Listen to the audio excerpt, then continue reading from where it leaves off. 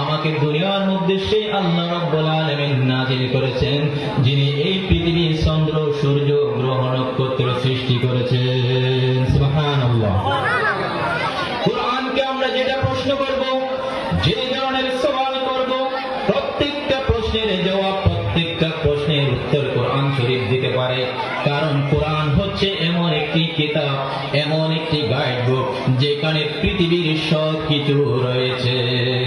আল্লাহ তাআলা ঘোষণা দিচ্ছেন, মা ফারাতনা ফিল কিতাবি মিন শাই। আমি আল্লাহ রাব্বুল আলামিন এই কোরআন শরীফের মধ্যে এমন কিছু বাদ দিই নাই। পৃথিবীর প্রত্যেক কিছু আমি এই কোরআন শরীফের মধ্যে রেখে দিয়েছি। সুবহানাল্লাহ।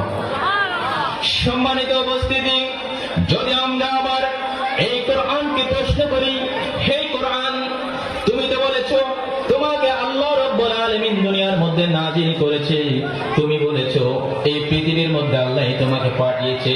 এবার তুমি কি বলতে পারবা তুমি এই পৃথিবীর মধ্যে নাযিল হওয়ার আগে তোমাকে কোথায় রাখা হয়েছিল? তখন কোরআন আমাদেরকে উত্তর দিচ্ছে, জবাব দিচ্ছে, বাল হুয়া কুরআনুম মাজিদুম ফি লাওহিম মাহফুজ। কোরআন উত্তর দিচ্ছে, আমাকে আল্লাহ রাব্বুল আলামিন এই পৃথিবীর মধ্যে নাযিল করার আগে লৌহে মাহফুজ নামক জায়গার মধ্যে আল্লাহ রাব্বুল আলামিন আমাকে সংরক্ষণ করে রেখেছিলেন। এই দুনিয়ার মাঝে কোরআন পাঠাবার আগে কোরআন শরীফ পড়ে রাখছেন লৌহে মাহফুজ। কোন জায়গা? লৌহে মাহফুজ। এই লৌহে মাহফুজ সবে কদরের রাতের দিন সর্বপ্রথম সাত আসমানের ওরে লৌহে মাহফুজ আল্লাহর আরশ আজিমের ডান পাশে কিতাবত মাঝে দিলা লিখি। এই লৌহে মাহফুজ প্রথম আসমানের মাঝে কদরের রাতের দিন একসাথে 30 পারা কোরআনের আনিয়রে বাইতুল ইজ্জতের মাঝে রেখে প্রথম আসমানের মাঝে। সুবহানাল্লাহ।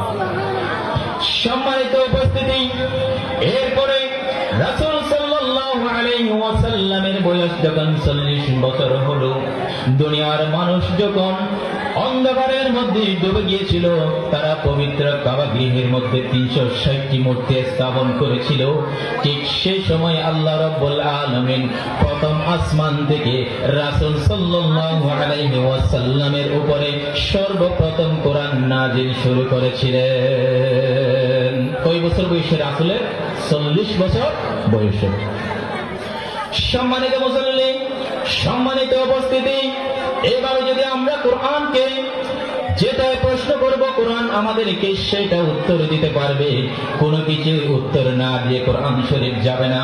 এবারে যদি আমরা কোরআনকে প্রশ্ন করি, হে কোরআন, তুমি তো বলেছো তোমাকে আল্লাহ নাযিল করেছে এবং তোমাকে দুনিয়ার মধ্যে নাযিল করার আগে তোমাকে লৌহে মাহফুজের মধ্যে রাখা হয়েছিল। এবার বলো তো তোমাকে কেন দুনিয়ার মধ্যে পাঠানো হয়েছে? কি জন্য তোমাকে নাযিল করা হয়েছে? তুমি কি বলতে পারবে? সঙ্গে সঙ্গে কোরআন আমাদেরকে উত্তর দিচ্ছে, লিতুখরিজান নাস মিনাজ যুলুমাতি ইলান নূর বিইذনি রাব্বিহিম ইলা সিরাতিল আজিজিল হামিদ। কোরআন আমাদেরকে উত্তর দিচ্ছে, সারা পৃথিবীর মানুষ যখন পাপের মধ্যে ডুবে গিয়েছিল, তারা গোষ্ঠী গোষ্ঠী যুদ্ধের মধ্যে লিপ্ত ছিল, তারা মূর্তি পূজা করত, তারা আল্লাহকে ভুলে গিয়েছিল।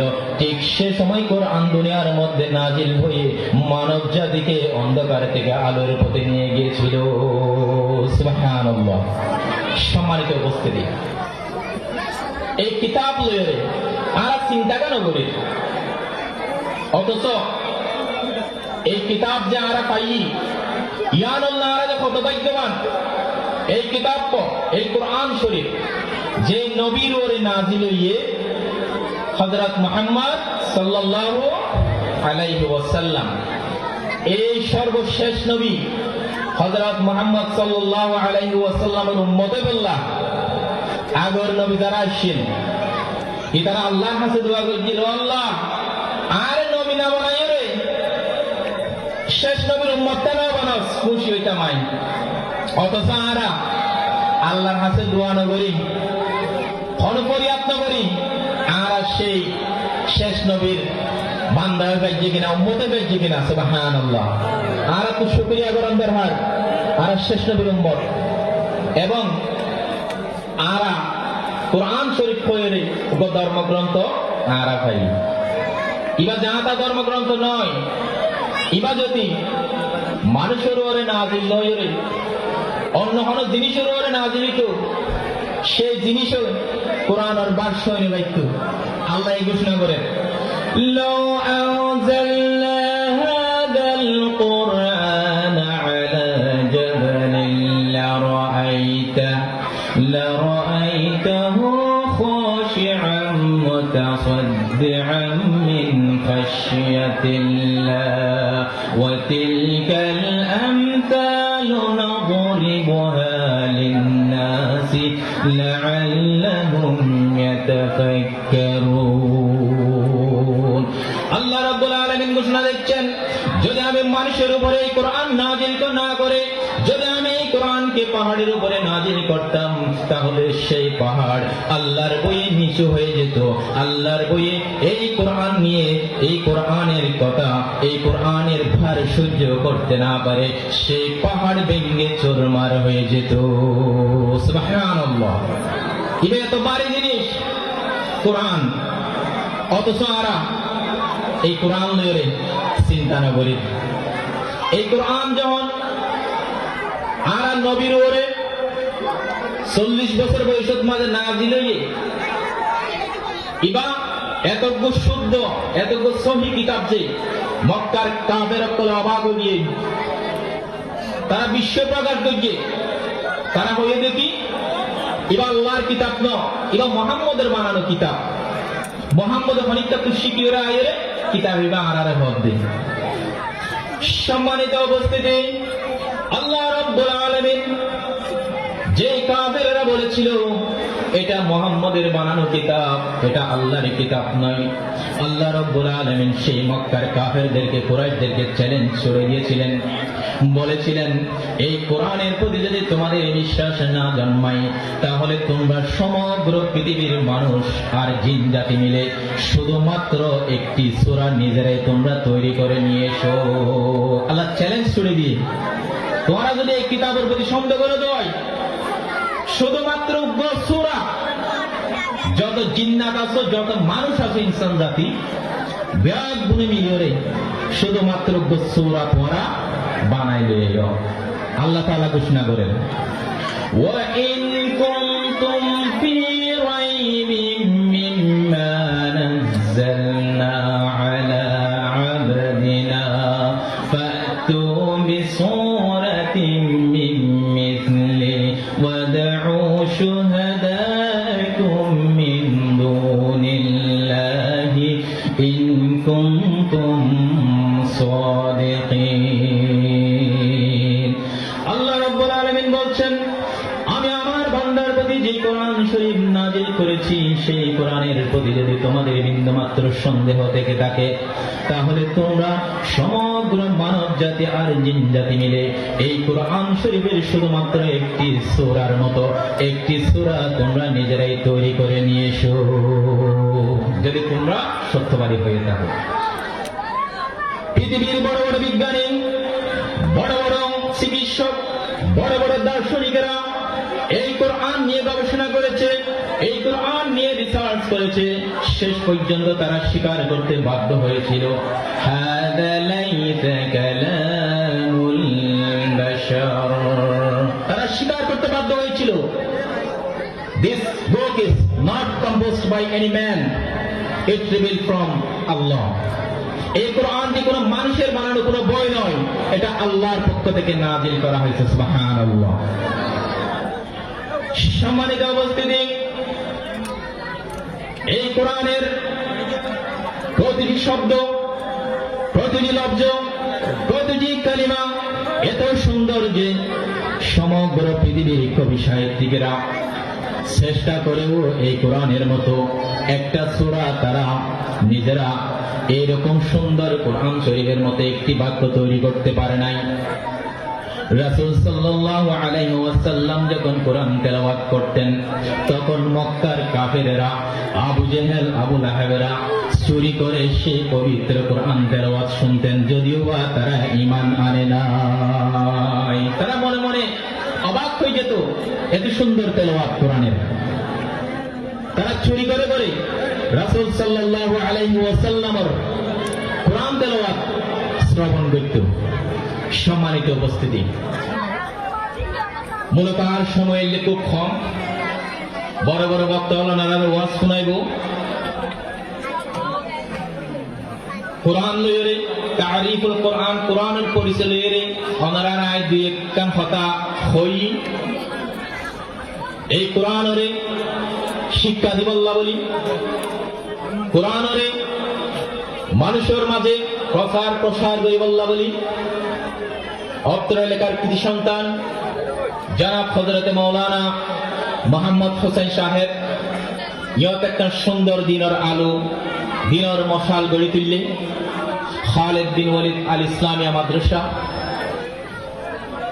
ইতিমধ্যে এই মাদ্রাসাগান খুব সুনাম কুড়াইয়ে বিভিন্ন মাদ্রাসার মাঝে তারা বিভিন্ন সংগঠনের অধীনে বৃত্তি পরীক্ষাতে অংশগ্রহণ করছে। আই নিজেও রঙ্গিহালি মাদ্রাসার একজন প্রভাষক হিসেবে বিভিন্ন বৃত্তি পরীক্ষা পরিচালক হিসেবে আসছিলাম।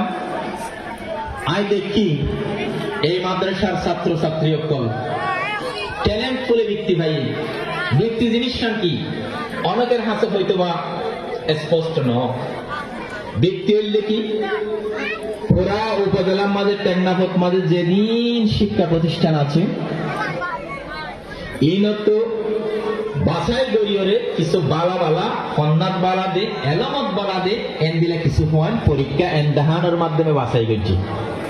এর ভিতরে এই মাদ্রাসা স্টুডেন্ট পুরা বৃত্তি ভাইয়ের 4 জনে, সুবহানাল্লাহ। প্রতিবার আলো বৃত্তি ভাইয়ের 4 জনে, নীলা একাডেমির বৃত্তি ভাইয়ের 4 জনে, বিরাট নাম ইব্রাহিম নাবত এই খালেদ বিন ওয়ালিদ মাদ্রাসা পয়েন্টে ছাত্র পয়েন্টে ব্যাকরণ আড়াইয়ে 1 নম্বরে এর বৃত্তি লয়ে এসে, সুবহানাল্লাহ। এইভাবে ছাত্র পয়েন্ট করে মাদ্রাসার মাঝে কোরআন শিখে, হাদিস শিখে, হেফজ করে। হাদিস শরীফে আসছে ইযা মাতাল ইনসান ইনকাতা আমালুহু ইল্লা মিন সালাতিন, যদি কোনো মানুষ মারা যাবে তার সমস্ত আমলের দরজা বন্ধ হয়ে যাবে শুধুমাত্র 3 নাম জিনিস ছাড়া। কোন জিনিস? 3 নাম। একটা হল কি সাদাকাতুন জারিয়াতুন, সদকা জারিয়া যদি গড়ি গেলে মরণের পরও সওয়াব পাবে। 2 নাম্বার হল কি কোন এলম দুনিয়ার মাঝে রাখি গেলে, সাপোজ খনিতজ্ঞ কিতাব লিখি গিয়ে মরণের পরে কিতাবই বা খুঁজছে খনিকে ফায়দা পাইয়ে সব পৌঁছিব। 3 নম্বর খনিকে বালক সন্তান রাখি গিয়ে যে সন্তান মরণের পরে বাপল্লা দোয়া করিব, দাদা দাদি চাচা চাচিল্লা দোয়া করিব, সেই সন্তান যদি দোয়া করে দেয় মরণের পর খবরত পৌঁছিব। হডল্লা 3 দইল্লা। তাইলে এই মাদ্রাসার মাঝে যদি হনব আলম শিখে, হনব কোরআন শিখে, হনব যদি হেফজ করে, সেই সওয়াব এই মাদ্রাসার মাঝে যারা সহযোগিতা করিব ব্যাগ বলে ফেলবে, সুবহানাল্লাহ। এমনকি মরণের পরেও হাদিস শরীফে আসছে খায়রুকুম মান তাআল্লামাল কুরআন ওয়া আল্লামাহু, তোমার মাঝে হবে ইবাই উত্তম ব্যক্তি যে কোরআন নিজে শিখিব আর একজনের শিক্ষা দিব। সম্মানিত উপস্থিতি, আর সময় শেষ হয়ে আসছে। মূলত কোরআনের কথা হয়ে শেষ করানো যাব। সুতরাং আরা যেটা কোরআনের সহযোগিতা, কোরআনের এলাম অর্জন করি বললাম যারা সহযোগিতা করে মাদ্রাসা তৈরি করছে আর ব্যাগ গুণে সহযোগিতার হাত বাড়াই দিও। কোরআনের আয়াত দিয়ে শেষ করি। قل لو كان البحر مدادا لكلمات ربي لنفد البحر قبل كلمات ربي ولو جئنا بمثله مددا আল্লাহ রাব্বুল আলামিন বলছেন, হে নবী আপনি দুনিয়ার মানুষকে বলে দিন, যদি সমস্ত পৃথিবীর সাগর মহাসাগরের পানিকে যদি কালি বানানো হয়, আর সমগ্র পৃথিবীর গাছ বাঁশকে যদি কলম বানানো হয়, আর সেই কালিও কলম দিয়ে যদি আমি আল্লাহর কথা লিখতে থাকো, লিখতে লিখতে এক সময় সমস্ত কালিও কলম শেষ হয়ে যাবে, তারপরেও আমি আল্লাহর কথা লেখা শেষ হবে না। সুবহানাল্লাহ। কোরআনের কথা জীবনের মাঝে শেষ নইব, কোরআনের যে এন্দি লাগবে কিতাব। আল্লাহ রাব্বুল আলামিন আর এই কোরআন অনুযায়ী জীবন চালাবার, পরিবার চালাবার, নিজের চলিবার তৌফিক দান করুক। ওয়া মা তৌফিকি ইল্লা বিল্লাহ। আসসালামু আলাইকুম ওয়া রাহমাতুল্লাহ।